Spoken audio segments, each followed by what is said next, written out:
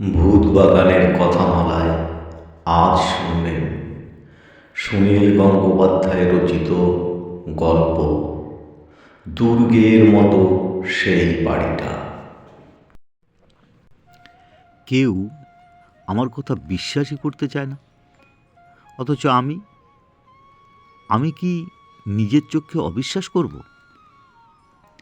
ব্যাপারটা একটা বাড়ি নিয়ে। এই বাড়িটা আমি প্রথম যখন দেখি তখন আমার বয়স ছিল 12।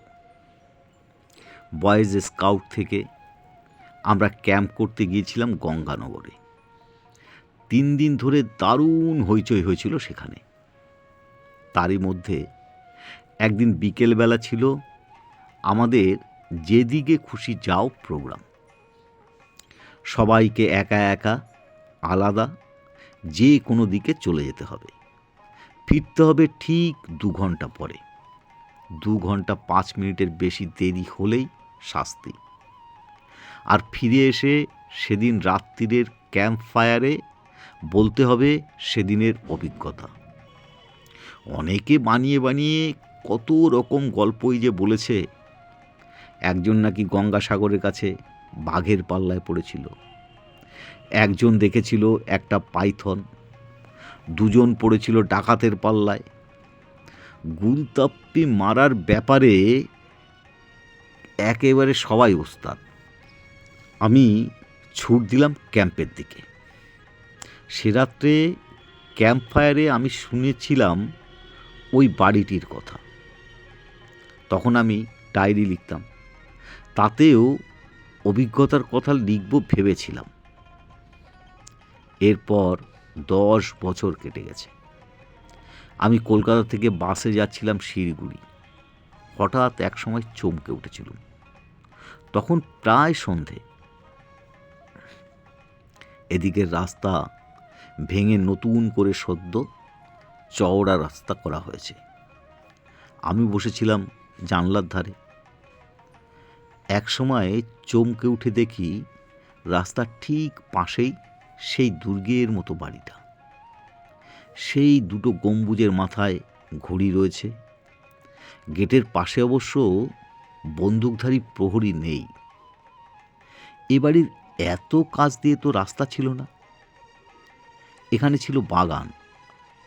সেই বাগান কোথায় উধাও হয়ে গেছে। এখন সেখানে রাস্তা। গম্বুজ 2টো অনেকটা ভাঙা ভাঙা। দূরে বাড়িটাকেও বেশ জরাজীর্ণ মনে হলো। চলন্ত বাস থেকে আর কতখানি বা দেখা যায়। একটু বাদেই বাড়িটা মিলিয়ে গেল। আমি একটা দীর্ঘশ্বাস ফেললুম। মাত্র 10 বছর আগেও বাড়িটা কত টাটকা ছিল। কিন্তু দুঃখ করেই বা কী হবে, এখন জমিদারের দিন চলে গেছে। এসব বড় বড় বাড়ি টিকিয়ে রাখাই শক্ত। ওই রকম কত বাড়ি এখন হাসপাতাল বা কলেজ হয়েছে। তারপর আরও 5 বছর কেটে গেছে। আমি গিয়েছিলাম কোচবিহারে। সেখান থেকে একটা বাসে এলাম নিউ জলপাইগুড়ি। দার্জিলিং থেকে কলকাতায় ফিরব। হঠাৎ ঘোষণা শোনা গেল, কিছু দূরে রেল লাইনে একটা অ্যাক্সিডেন্ট হয়েছে। সে রাতে আর দার্জিলিং মেল যাবে না। মহা মুশকিল। অথচ সে রাতে আমার কলকাতায় ফিরতেই হবে। তক্ষুনি চলে এলুম শিলিগুড়ি। সেখান থেকে রকেট বাস তক্ষুনি ছাড়লে ছট করে উঠে পড়ল। রকেট বাস চলে সারা রাত ধরে। যাত্রীরা সবাই ঘুমিয়ে আছে। আমিও খানিক বাদে ঘুমিয়ে পড়েছিলাম। হঠাৎ এক সময় ঘুম ভেঙে গেল। দেখি সে বাসটা থেমে আছে রাস্তার পাশে। কী ব্যাপার? জানলা দিয়ে মুখ বাড়িয়ে দেখলুম ড্রাইভার কন্ডাক্টর নেমে ঘোরাঘুরি করছে। বাসটা খারাপ হয়ে গেছে। আমিও নেমে পড়লুম। গায়ে হাতে পায়ে ব্যথা হয়ে গেছে। সেই আড়ষ্টতা কাটাবার জন্য 2-1 পা এগিয়েছি। হঠাৎ দেখি সামনে একটা গম্বুজের মাথায় ঘড়ি। আরে, এ তো সেই বাড়িটা। পাশাপাশি দুটো গম্বুজ রয়েছে, ঘড়ি দুটোও চলছে। দূরে সেই বাড়িটা। আমি গেটের কাছে এসে দাঁড়ালাম। সেখানে প্রহরী নেই, কেউ নেই। একটু ঠেলা দিতেই গেটটা খুলে গেল। ভিতরে ঢুকবো কিনা ভাবছি, এমন সময় একটা হেরিকেন নিয়ে এগিয়ে এলো একটা লোক, ধুতি আর পাঞ্জাবি পরা।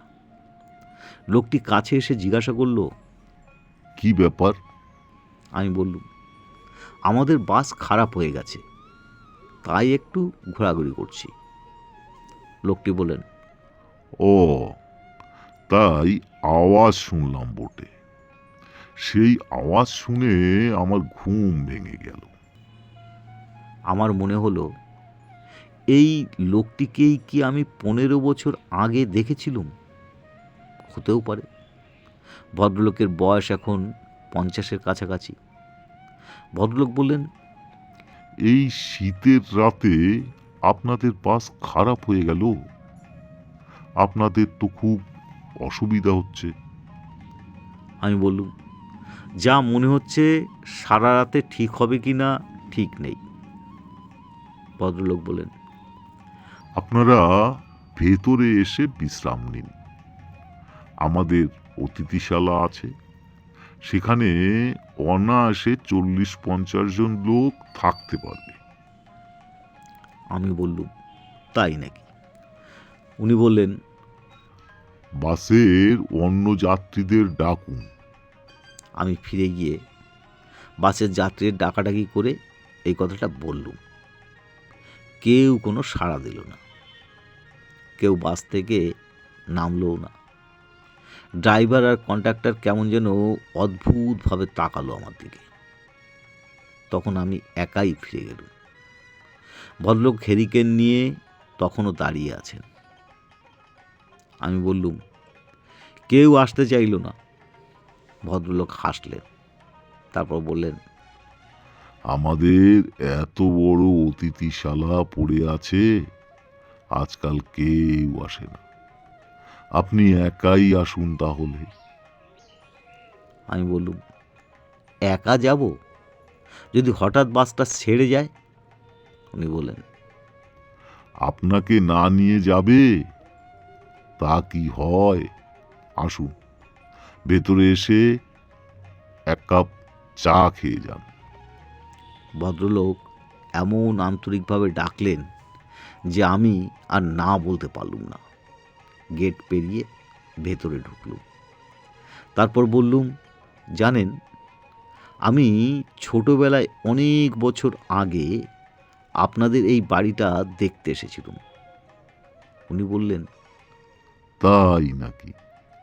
তখন জমজমাট ব্যাপার ছিল, এখন আর কিচ্ছু নেই। এ বাড়িতে লোকই নেই তেমন। বলতে গেলে আমি একাই টিকে আছি। আমি বললুম, আপনাদের একটা অস্ত্রঘর আছে শুনেছিলাম, সেটা সেবার দেখা হয়নি। সেই অস্ত্রগুলো এখনো আছে? উনি বললেন, হ্যাঁ, কোনো ক্রমে রেখে দিয়েছি আমি। আপনি দেখবেন? হ্যাঁ। আসুন তাহলে। ভদ্রলোক আমাকে নিয়ে উঠে এলেন দোতলায়। একটা ঘরের সামনে দাঁড়িয়ে দরজার ঠেলা দিলেন। কোনো তালা ছিল না দরজায়, আপনি খুলে গেল। হেরিকেনের আলোয় দেখলুম ভেতরে সাজানো রয়েছে অনেক তলোয়ার, বন্দুক, ছুরি, রিভলভার, ঢাল, বর্ম। উনি বললেন, ওই যে বড় বাঁকা তলোয়ারটা দেখছেন, ওটা শিবাজির তলোয়ার। আমার ঠাকুরদা ওটা কিনে এনেছিলেন লন্ডন থেকে। আমি চমকে উঠে বললুম, তাই নাকি? তাহলে তো একটা অমূল্য জিনিস। ঘরের মধ্যে ঢুকে তলোয়ারটা ভালো করে দেখতে গেছি। এমন সময় বাইরের গম্বুজের ঘড়িতে পর পর 5 বার ঘন্টা বাজল। সঙ্গে সঙ্গে শোনা গেল খুব জোরে বাসের হর্ন। আমি বললুম, এই রে, বাস ছেড়ে যাচ্ছে। তক্ষুনি দৌড় মারার জন্য তৈরি হয়ে বললুম, আজ ভালো করে দেখা হলো না, একদিন আসবো। হ্যাঁ। ভদ্রলোক ফ্যাকাশেভাবে হেসে বললেন, আসবেন। আমি প্রাণ পরে দৌড়ে রাস্তা এসে দেখলুম বাসটা চলতে শুরু করেছে। উঠে পড়লুম এক লাফে। কন্ডাক্টর আমায় কিচ্ছু বললেন না। এক সময় পৌঁছে গেলুম কলকাতায়। এর 2 দিন বাদে কফি হাউসে বন্ধুদের বললুম, জানিস, গঙ্গানগরের কাছে সেই জমিদার বাড়ি, দারুণ একটা দামি জিনিস আছে সেখানে। শিবাজির তলোয়ার, লর্ড ক্লাইভের পিস্তল, দেখতে যাবি? বন্ধুদের মধ্যে একজন খবরের কাগজে কাজ করে। সে হো হো করে হেসে বলল, তোর কি মাথা খারাপ হয়েছে? গঙ্গানগরের কাছে জমিদার সিংহদের বাড়িটার কথা বলছিস তো? সে বাড়ি তো গভর্নমেন্ট নিয়ে ভেঙে ফেলেছে গত মাসে। সেখানে অনেকগুলো ফ্ল্যাট বাড়ি করা হবে। আমি রেগে উঠে বললুম, তোরা খবরের কাগজের লোকেরা যা শুনিস তাই বিশ্বাস করিস? মিলিয়ে দেখিস না? আমি নিজের চোখে পরশুদিন দেখে এলুম। তারপর এমন তর্কাতর্কি শুরু হয়ে গেল যে অন্য বন্ধুরা থামাতেই পারে না। শেষ পর্যন্ত আর এক বন্ধুর কাছ থেকে একটা গাড়ি জোগাড় করে আমরা তক্ষুনি বেরিয়ে পড়লুম গঙ্গানগরের দিকে।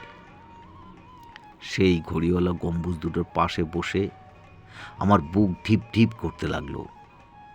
গম্বুজ দুটো আর লোহার গেটটা ঠিকই আছে, কিন্তু দুর্গের মতো বাড়িটা নেই। সেখানে একদম ফাঁকা।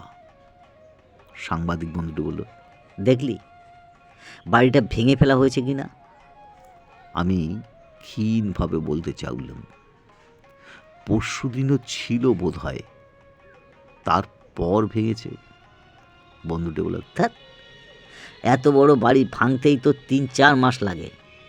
আমার সারা গা কাঁপতে লাগলো, দর দর করে ঘাম বেরিয়ে এলো।